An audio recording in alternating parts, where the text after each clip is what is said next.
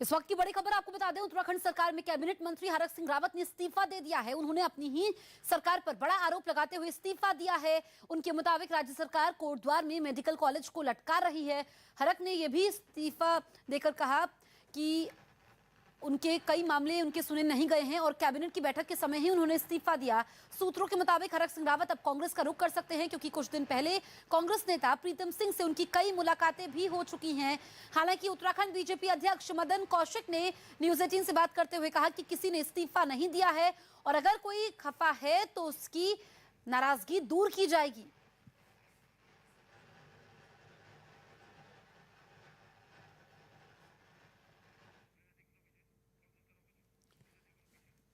तो हरक सिंह रावत ने मंत्री पद छोड़ दिया है और अब उनके कांग्रेस में जाने की अटकलें भी तेज हो गई हैं।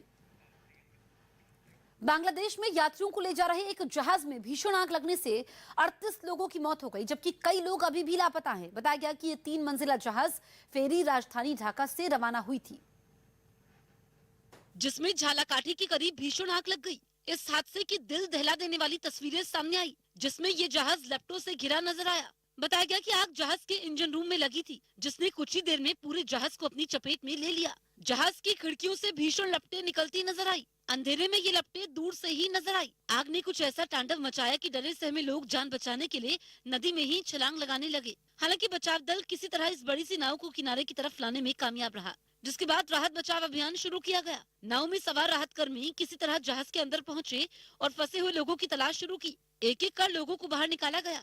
कई लोग बुरी तरह झुलस गए थे, जिन्हें एम्बुलेंस और दूसरे साधनों से अस्पताल पहुंचाया गया। कई लोग तो ऐसे थे जिन्होंने आग से बचने के लिए पानी में ही छलांग लगा दी। हालांकि उनमें भी ज्यादातर का कोई पता नहीं चला। बताया गया कि इस फेरी में करीब 400 लोगों को ढोने की क्षमता थी, लेकिन इसमें 2 गुने से भी ज्यादा लोग सवार थे और यही वजह रही कि जब आग तेजी से फैली तो लोगों को संभलने का मौका भी नहीं मिला।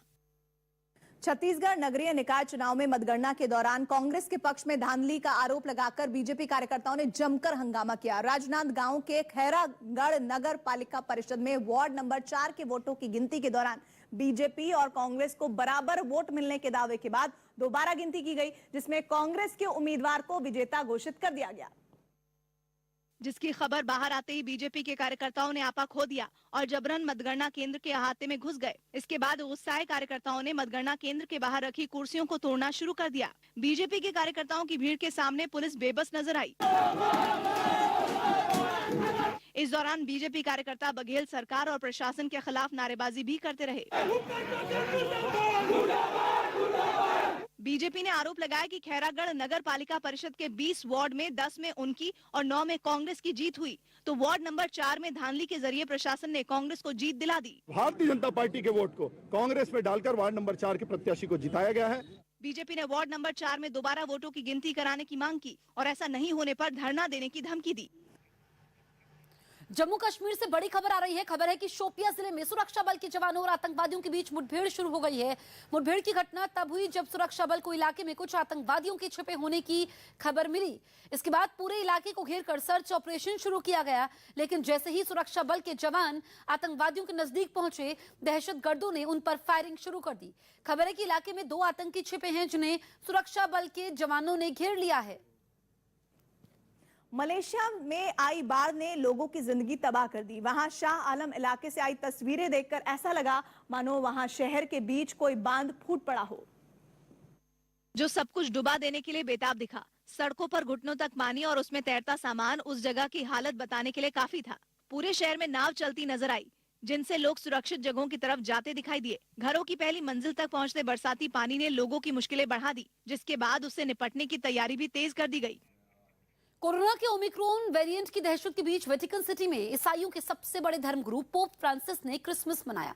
हालांकि पिछली बार वहां कोरोना की वजह से कड़ी पाबंदियां लागू थी और लोगों को बाहर निकलने की भी इजाजत नहीं थी, लेकिन इस बार वेटिकन सिटी के खूबसूरत सेंट पीटर्स चर्च में करीब 2000 लोग इकट्ठा हुए। पोप फ्रांसिस भी अपने साथी पादरियों और सहयोगियों के साथ चर्चा के लिए पहुंचे और ईसा मसीह की बड़ी सी मूर्ति के पास पहुंचे। वहां पहुंचकर उन्होंने रीति रिवाज पूरे किए। पहले उन्होंने बाल रूप में दिखने वाले ईसा मसीह की प्रतिमा पर ढका कपड़ा हटाया और मूर्ति को लेकर गौशाला की तरह बनाई गई झांकी के पास पहुंचे, उन्हें वहां रख दिया। मान्यता है कि ईसा मसीह का जन्म भी गौशाला के गायों के बीच हुआ था। इस परंपरा को भी उसी तरह निभाया गया। इस बीच उन्होंने लोगों को संबोधित किया, उन्हें आशीर्वाद दिया। उत्तर प्रदेश के कानपुर में 2 बड़े व्यापारियों के ठिकानों पर जीएसटी की इंटेलिजेंस टीम ने इनकम टैक्स विभाग के साथ मिलकर कई घंटों तक छापेमारी की।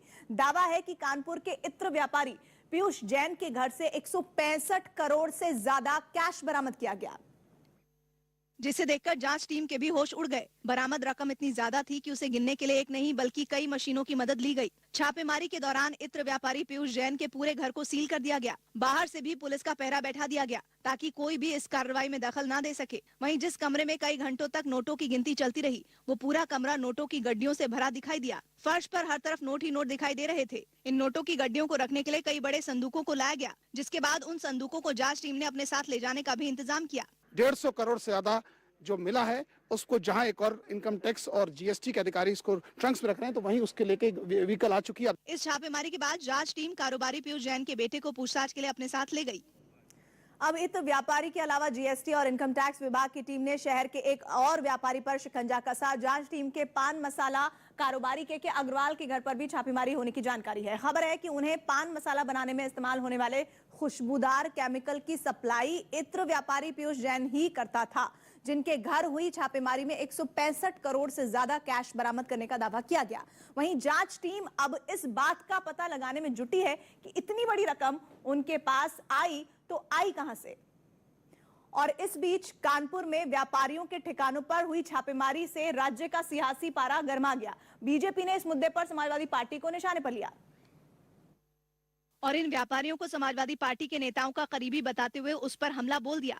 समाजवादी पार्टी के तमाम करीबियों के यहाँ लगातार इनकम टैक्स और ईडी के छापे पड़ रहे हैं, जिसमें सैकड़ों करोड़ के कैश का खुलासा हो रहा है। बीजेपी के इस हमले का जवाब देने में समाजवादी पार्टी ने भी देर नहीं की। कहीं कोई इनकम टैक्स की कार्रवाई होती है, उसको समाजवादी पार्टी से जोड़ दिया जाता है। भारतीय जनता पार्टी जनता में समाजवादी पार्टी को बदनाम करना चाहती है। इस मामले में जांच टीम ने कानपुर के अलावा उत्तर प्रदेश के दूसरे शहरों में भी छापेमारी की। पूर्व पीएम अटल बिहारी वाजपेयी की जयंती के अवसर पर यूपी के मुख्यमंत्री योगी आदित्यनाथ आज यूपी के युवाओं को 1 लाख स्मार्टफोन और टैबलेट बांटेंगे। इसके लिए लखनऊ के इकाना स्टेडियम में भव्य कार्यक्रम का आयोजन किया गया है। इन स्मार्टफोन और टैबलेट के जरिए युवाओं को न सिर्फ पढ़ाई के लिए कंटेंट मिलेगा, बल्कि रोजगार से संबंधित जानकारियां भी मिलेंगी। इस मौके पर सीएम योगी डिजी शक्ति पोर्टल और डिजी शक्ति अध्ययन ऐप भी लॉन्च करेंगे। इसके बाद योगी आज अटल बिहारी वाजपेयी के पैतृक गांव बटेश्वर का दौरा करेंगे, जहां वो आगरा जनपद की 230 करोड़ की 11 विकास परियोजनाओं का लोकार्पण और शिलान्यास करेंगे। बिहार के जहानाबाद के एक अस्पताल में लाखों रुपए की एक्सरे मशीन को चींटियां खा गई।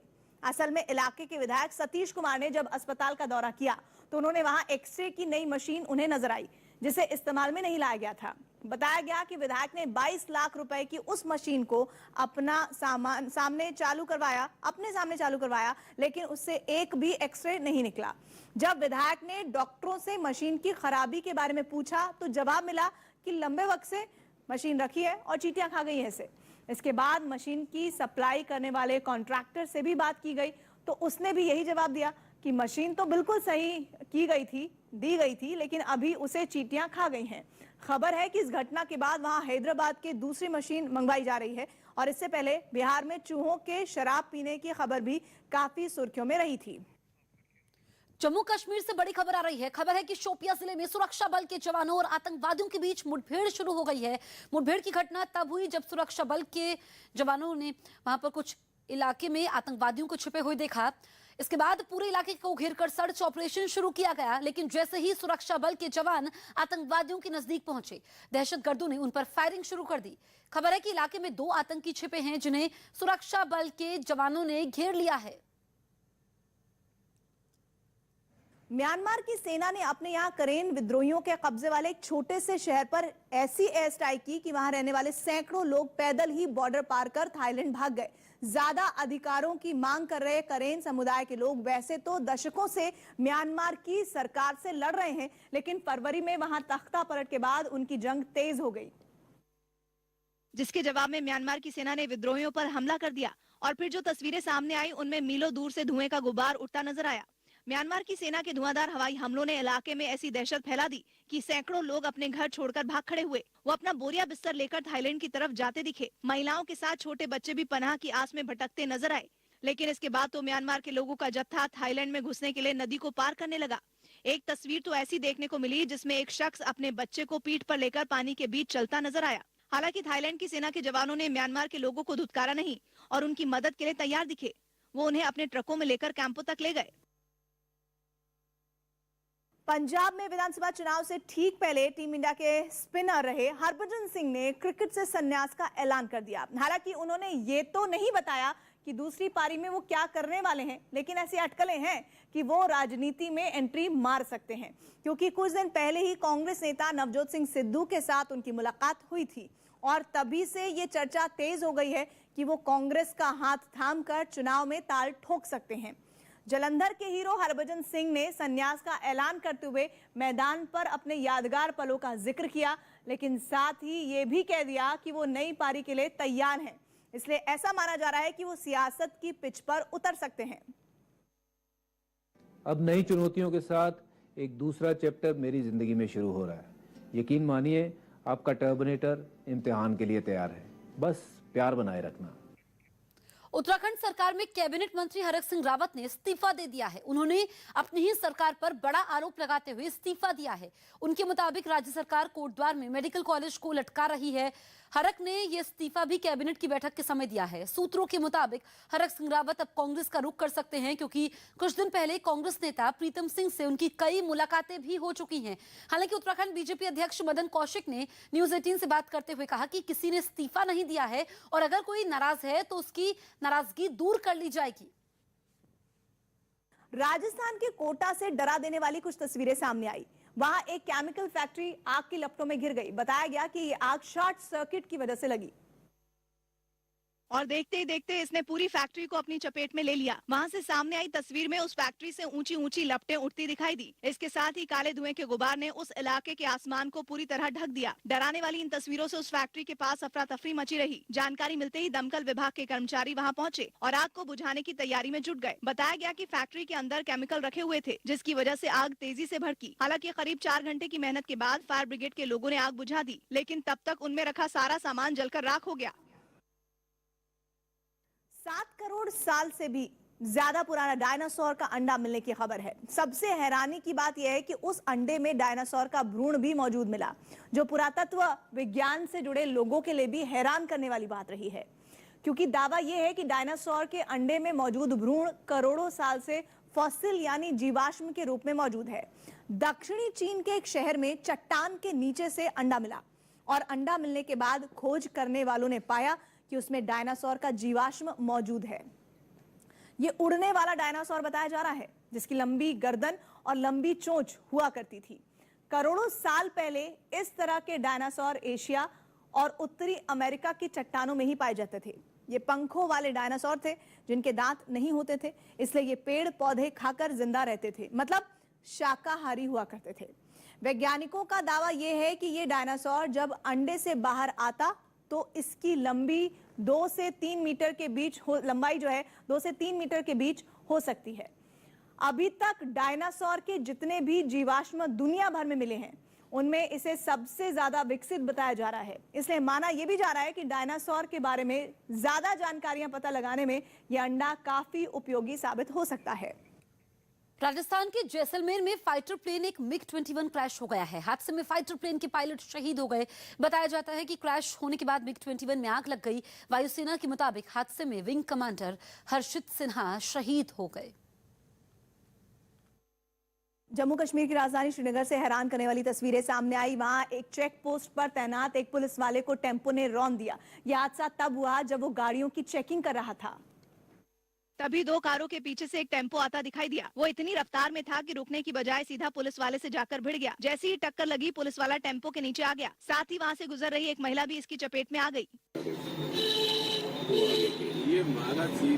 जैसे ही पुलिस वाला हादसे का शिकार हुआ, वहां मौजूद लोग उसकी मदद के लिए दौड़े। हादसे के बाद हेड कांस्टेबल इफ्तिखार को अस्पताल में भर्ती करवाया गया, जहां हालत गंभीर होने की वजह से उसकी मौत हो गई। इस मामले में आरोपी टेम्पो ड्राइवर को भी गिरफ्तार कर लिया गया। शुक्र ग्रह पर जीवन संभव है, ये दावा किया है दुनिया की 3 बड़ी यूनिवर्सिटी के वैज्ञानिकों की एक टीम ने, जिन्होंने शुक्र पर मौजूद गर्मी के बावजूद वहां जिंदगी की संभावना बताई है। अब तक वैज्ञानिकों का दावा है कि सूर्य के बहुत करीब होने की वजह से ना तो कभी शुक्र पर जीवन था और ना ही कभी हो सकता है। लेकिन अब वैज्ञानिकों की टीम ने दावा किया है कि शुक्र ग्रह पर बादलों में मौजूद अमोनिया गैस किसी और इशारा भी कर रही है। वैज्ञानिकों का मानना यह है कि इस अमोनिया गैस की वजह से शुक्र ग्रह पर एसिड का असर कम हो सकता है, और एसिड का असर अगर कम होता है तो वहां पर जीवन की संभावना बन सकती है। 1970 में वैज्ञानिकों को पता चल गया था कि शुक्र पर अमोनिया मौजूद है, लेकिन 5 दशक बाद वैज्ञानिक इस नतीजे पर पहुंचे हैं कि यह अमोनिया शुक्र पर जीवन की वजह बन सकती है। वैज्ञानिकों का दावा है कि अमोनिया की वजह से शुक्र पर इस तरह के केमिकल रिएक्शन शुरू होंगे जो सल्फ्यूरिक एसिड की बूंदें बेअसर हो जाएंगी। अमेरिका की स्पेस एजेंसी नासा 2 साल बाद शुक्र पर अपना एक स्पेस मिशन शुरू करने वाली है, जिसका नाम होगा वीनस लाइफ फाइंडर मिशन। और शुक्र पर अमोनिया गैस की इस नई थ्योरी के बाद नासा के मिशन से कुछ नई जानकारियां सामने आने की उम्मीद जगी है। दिल्ली में प्रदूषण एक बार फिर बढ़ गया है। पिछले लगातार 4 दिनों से राजधानी का एयर क्वालिटी इंडेक्स बेहद खतरनाक बना हुआ है। ये खबर डरावनी इसलिए भी ज्यादा है क्योंकि ओमिक्रॉन के खतरों के बीच प्रदूषण का बढ़ना मतलब मुसीबत का डबल अटैक। हालात इतने खराब हैं कि दिल्ली के पर्यावरण मंत्री गोपाल राय ने साफ कहा कि अगर 2 दिन में प्रदूषण कम नहीं हुआ तो सरकार को सख्ती करनी पड़ेगी। उन्होंने कहा इसके लिए दिल्ली सरकार एयर क्वालिटी कमीशन से भी बात करेगी और जरूरी कदम उठाएगी। इससे पहले केंद्र और दिल्ली सरकार के उठाए कदमों की वजह से राजधानी में हालात काफी हद तक काबू में आए थे और हवा की क्वालिटी में सुधार होने के बाद सोमवार को ही दिल्ली एनसीआर में निर्माण कार्यों पर लगी रोक हटाई गई थी। साथ ही राजधानी में ट्रकों की एंट्री की भी दोबारा इजाजत दे दी गई थी, लेकिन उसके बाद ही दिल्ली में प्रदूषण न सिर्फ बढ़ने लगा बल्कि बेहद खतरनाक स्तर पर पहुंच गया।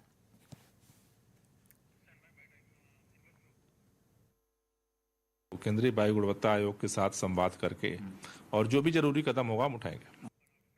मतलब साफ है कि ओमिक्रॉन के खतरे के बीच प्रदूषण का बढ़ना खतरनाक साबित हो सकता है। पिछले लगातार 4 दिनों से राजधानी का एयर क्वालिटी इंडेक्स बेहद खतरनाक बना हुआ है।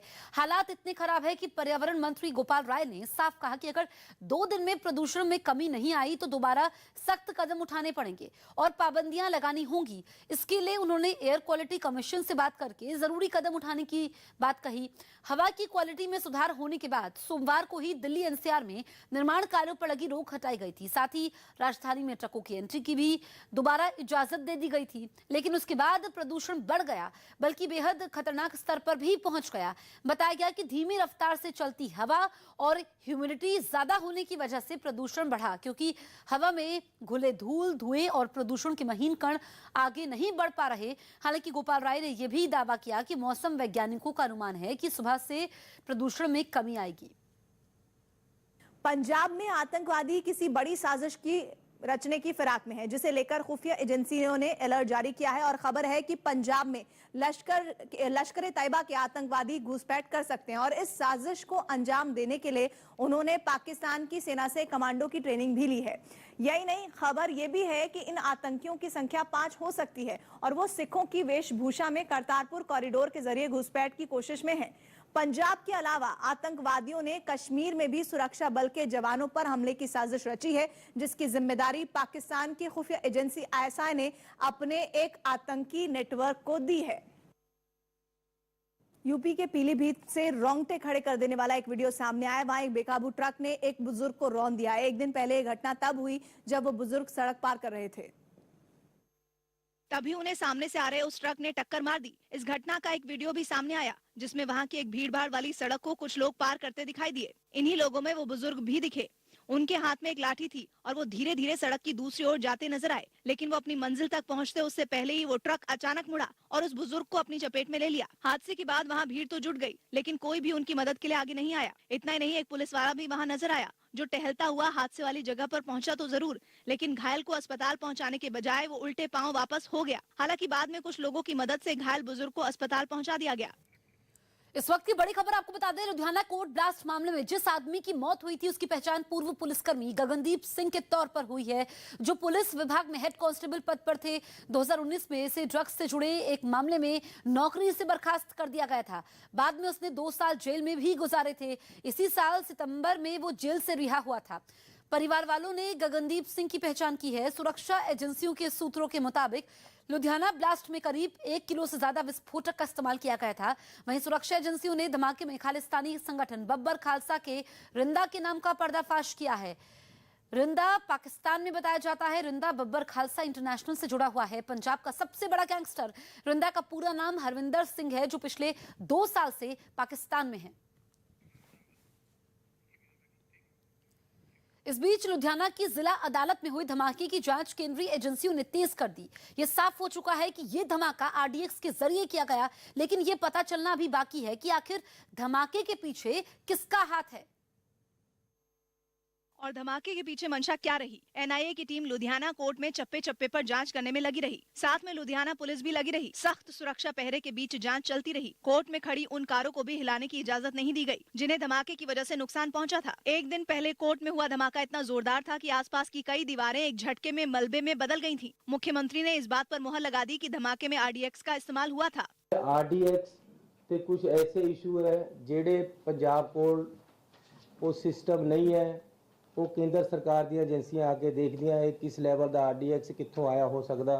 एक तरफ केंद्रीय एजेंसियों ने जांच तेज कर दी, दूसरी तरफ केंद्रीय मंत्री किरण रिजिजू लुधियाना पहुंचे। जिला अदालत पहुंचकर धमाके वाली जगह देखी और फिर अस्पताल पहुंचकर जख्मी लोगों से हालचाल भी पूछा। इस बीच जांच एजेंसियों के सूत्रों से यह भी पता चला कि इस धमाके से पहले ही केंद्रीय एजेंसियों ने पंजाब सरकार को अलर्ट भेजा था और सतर्क रहने को कहा था। हैरानी की बात तो यह है कि एक नहीं बल्कि 3 बार अलर्ट भेजे गए थे। यह अलर्ट 9 जुलाई, 7 दिसंबर और 23 दिसंबर को भेजे जाने की बात सामने आई है। इनमें 23 दिसंबर का दिन इसलिए अहम है क्योंकि ये सबसे ताजा अलर्ट था और इसी दिन कोर्ट में धमाका हुआ था। पंजाब को दिए गए अलर्ट में पाकिस्तान, उसकी खुफिया एजेंसी आईएसआई और खालिस्तानी संगठनों के जरिए किसी हमले का शक जताया गया था और यह भी कहा गया था कि यह हमला किसी संवेदनशील जगहों पर या फिर भीड़भाड़ वाली जगहों पर हो सकता है। दूसरी तरफ अभी तक की जांच में यह साफ होता दिख रहा है कि बम धमाका आरडीएक्स के जरिए किया गया और यह धमाका कोई लो इंटेंसिटी ब्लास्ट नहीं था बल्कि एक हाई इंटेंसिटी ब्लास्ट था, जिसके जरिए बड़ा नुकसान करने की योजना बनाई गई थी। कपड़ों पर जीएसटी बढ़ाए जाने के विरोध में मध्य प्रदेश के कई शहरों में व्यापारियों ने जोरदार प्रदर्शन किया। केंद्र सरकार और जीएसटी काउंसिल ने 1 जनवरी से कपड़ों पर लगने वाली जीएसटी पर 5% से बढ़ाकर 12% करने का ऐलान किया था, जिसके खिलाफ मध्य प्रदेश के कई जिलों के कपड़ा व्यापारी पिछले 2 दिनों से अपना विरोध दर्ज करा रहे हैं और इसी कड़ी में उन्होंने लगातार तीसरे दिन भी प्रदर्शन किया, जिसकी कुछ तस्वीरें इंदौर से भी सामने आई, जहां व्यापारियों ने सड़क पर खड़े होकर सरकार से जीएसटी दर को कम करने की मांग की। इस दौरान प्रदर्शनकारियों ने अपने पेट पर कपड़ा बांधा और उस पर ताले लटकाकर अनोखे अंदाज में अपना विरोध जताया। यही नहीं, उन्होंने मंजीरे और थाली भी बजाकर अपनी नाराजगी जताई। इस प्रदर्शन में थोक और खुदरा सभी तरह के कपड़ा व्यापारी शामिल हुए। उन्होंने दलील दी कि कोरोना की वजह से पहले से ही उनका व्यापार घाटे में चल रहा है। ऐसे में जीएसटी दर बढ़ने से उन्हें काफी नुकसान उठाना पड़ेगा। हमारी बड़ा दुर्भाग्य है कि 25 करोड़ व्यापारियों की सूद सरकार नहीं ले रही है। इस प्रदर्शन की एक और खास बात ये रही कि व्यापारियों ने अपनी अपनी दुकानों की लाइटें ऑफ रखी। राज्य के दूसरे शहरों से भी इसी तरह के प्रदर्शन की तस्वीरें सामने आई। गुजरात के वडोदरा में केमिकल फैक्ट्री में हुए धमाके में 4 लोगों की मौत हो गई, जबकि 12 से ज्यादा लोग घायल हो गए। बताया गया कि हादसा तब हुआ जब फैक्ट्री में अचानक एक बॉयलर फट गया, जिसकी वजह से केमिकल फैक्ट्री का एक हिस्सा जमींदोज हो गया और कई मजदूर इसकी चपेट में आ गए। जानकारी मिलते ही राहत और बचाव दल के लोगों ने मोर्चा संभाला और मलबे में दबे मजदूरों को निकालकर एम्बुलेंस के जरिए अस्पताल पहुंचाने का सिलसिला शुरू कर दिया। बताया गया कि जहां धमाका हुआ उसके पास मजदूरों के परिवार वालों के रहने के लिए कुछ कमरे बनाए गए थे, जिसकी वजह से इस हादसे में उनके बच्चे भी चपेट में आ गए। हालांकि तुरंत ही वहां दमकल विभाग की कई गाड़ियां पहुंच गईं और ब्लास्ट की वजह से फैक्ट्री के जिस हिस्से में आग लगी थी उस पर पानी की बौछार शुरू कर दी गई। इसके बाद धमाके वाली जगह पर सर्च ऑपरेशन चलाया गया। ताकि जो लोग फंसे हों उनकी मदद की जाए। इस वक्त की बड़ी खबर आपको बता दें, पूर्व पीएम अटल बिहारी वाजपेयी के जन्मदिवस पर यूपी के मुख्यमंत्री योगी आदित्यनाथ आज यूपी के युवाओं को 1 लाख स्मार्टफोन और टैबलेट बांटेंगे। इसके लिए लखनऊ के इकाना स्टेडियम में भव्य कार्यक्रम का आयोजन किया गया है। इन स्मार्टफोन और टैबलेट के जरिए युवाओं को न सिर्फ पढ़ाई के लिए कंटेंट मिलेगा, बल्कि रोजगार से संबंधित जानकारियां भी दी जाएंगी। इस मौके पर सीएम योगी डिजी शक्ति पोर्टल और डिजी शक्ति अध्ययन ऐप भी लॉन्च करेंगे। इसके बाद योगी आज सुबह अटल बिहारी वाजपेयी के पैतृक गांव बटेश्वर का दौरा भी करेंगे, जहां वो आगरा जनपद की 230 करोड़ की 11 विकास परियोजनाओं का लोकार्पण और शिलान्यास करेंगे। आतंकी संगठन लश्कर-ए-तैयबा के आतंकियों ने कश्मीर में हमले की बड़ी साजिश रची। खुफिया एजेंसी की रिपोर्ट के मुताबिक बर्फबारी के मौसम में बड़ी संख्या में लश्कर-ए-तैयबा के आतंकी घाटी में घुसपैठ करने की फिराक में है और इन आतंकियों का मंसूबा वहां के रेलवे ट्रैक को निशाना बनाना है। खबर है कि कुछ आतंकी बडगांव में रेलवे ट्रैक की रेकी भी कर चुके हैं ताकि अपनी साजिश को अंजाम दे सके। और इसी बीच खबर यह भी है कि सीमा पार बैठे आतंकी अनंतनाग में नेशनल हाईवे पर सुरक्षा बल को उनके काफिले को निशाना बनाने की फिराक में भी है। अमेरिका के विस्कॉन्सिन से एक हैरान करने वाली तस्वीर सामने आई, जहां एक हाईवे पर कई कंटेनर ट्रक आपस में भिड़ गए। बताया गया कि रात को हुई हल्की बारिश के बाद हाईवे पर पाला जम गया, जिसकी वजह से तेज रफ्तार में चल रहे कुछ ट्रक फिसले और फिर उनकी आपस में टक्कर हो गई। उसके बाद पीछे से जो ट्रक आए वो भी आपस में टकरा गए। टक्कर के बाद हाईवे पर हादसे का शिकार हुए ट्रकों की लंबी कतार नजर आई। बताया गया कि इस हादसे की वजह से उस हाईवे को कई घंटों के लिए बंद रखा गया। अच्छी बात यह रही कि इस हादसे में किसी तरह का बड़ा नुकसान नहीं हुआ। कुछ लोग मामूली रूप से घायल हुए, जिन्हें इलाज के लिए अस्पताल में भर्ती करवाया गया।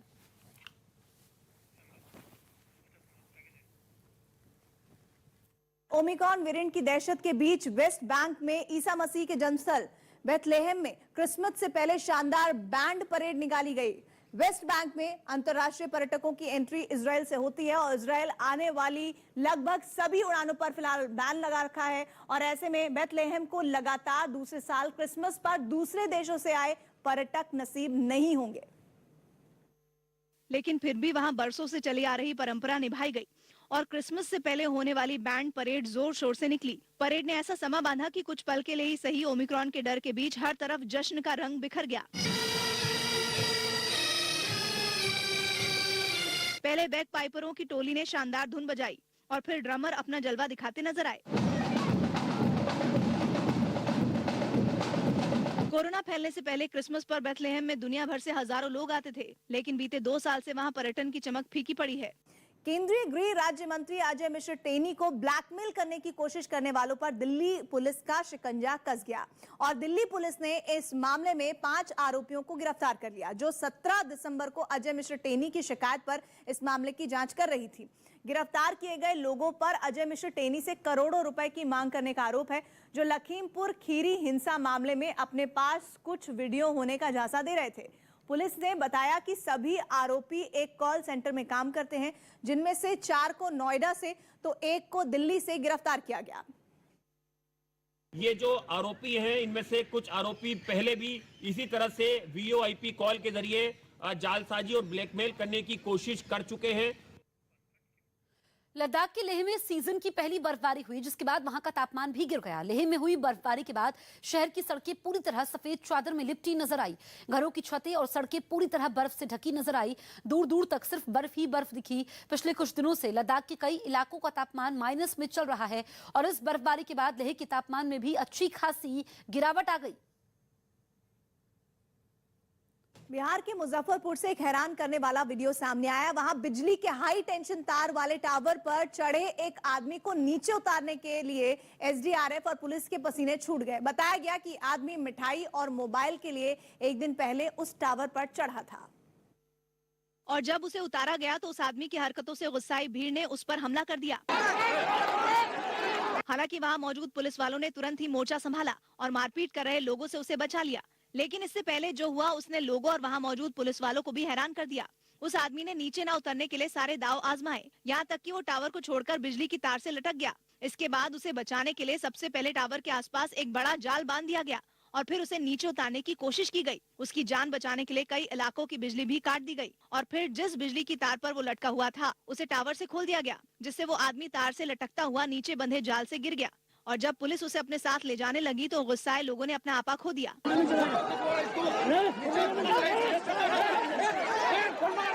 हालांकि किसी तरह पुलिस वालों ने उसे एम्बुलेंस में बैठा दिया और फिर वहां से उसे लेकर चले गए। कोरोना संकट के बीच अहमदाबाद के कई अस्पताल कैशलेस इलाज की सुविधा बंद करने वाले हैं। अनुमान है कि ऐसा करने से करीब 80% मरीजों को मुश्किल का सामना करना पड़ सकता है।